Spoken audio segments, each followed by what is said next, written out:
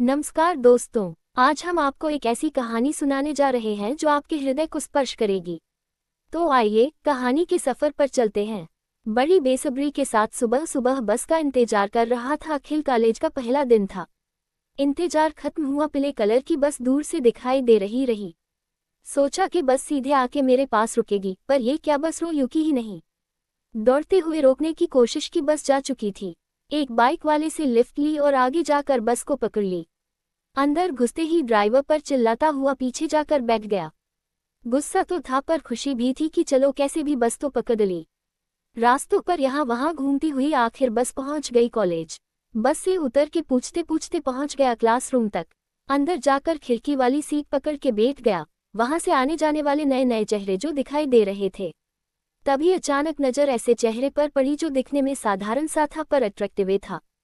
थोड़ी ही देर में वो चेहरा पास आते आते मेरी पास वाली क्लास में मुड़ गया। मैं अपने काम में लग गया। मेरा ध्यान बार बार खिड़की की ओर जा रहा था। उस क्लास से निकलने वाली हर एक लड़की में मैं उसे तलाश कर रहा था। समय हो चुका था, इंटर में सभी अपनी अपनी क्लास से बाहर आ रहे थे। मैं अभी भी खिड़की के पास बैठा उसके बाहर आने का इंतजार कर रहा था। शायद वो पहले ही जा चुकी थी। मैं अपनी क्लास से निकलकर कैंटीन की ओर चल पड़ा। इसी बीच मैंने एक दोस्त भी बना लिया था जो मेरे साथ ही मेरी बेंच पर बैठा था। विवेक नाम था उसका। कैंटीन में जाकर देखा तो अकेली बैठी हुई कुछ खा रही थी। पहले सोचा कि जाकर उसके पास बैठ जाओ और इंट्रो कर लूं। फिर ख्याल आया कहीं मना कर गई तो इज्जत के कचरे हो जाएंगे। 2-3 दिनों तक यही सिलसिला चलता रहा। फिर एक दिन हिम्मत जुटाकर उसके पास जाकर धीमी सी आवाज में कहा कि क्या मैं यहाँ बैठ सकता हूँ। उसने मुझे अजनबी आंखों दे देखते हुए कहा ठीक है बैठ जाओ, मैं कौन होती हूँ मना करने वाली। उस वक्त पता चला कि मासूम सा दिखने वाला चेहरा इतना भी मासूम नहीं था जितना मैं सोच रहा था। फिर मैंने एक सवाल और किया, यही रहती हो या कहीं बाहर से आई हो पढ़ाई के लिए। उसने मुझे देखा और वापस अपनी नजरें नीचे झुका ली। मैंने फिर वही सवाल दोहराया। उसने नकली मुस्कान के साथ जवाब दिया, बाहर से आई हूँ और कुछ पूछना है या हो गया, और वहां से उठकर चली गई। मैं मन ही मन सोच रहा था कि कितना घमंड है, इसे सही से बात भी नहीं की।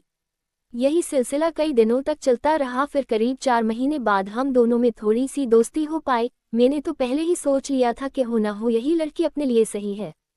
धीरे धीरे नंबर एक्सचेंज हुए, बातें होने लगी, कभी मैसेज में कभी कभी किसी काम के बहाने कॉलिंग पे।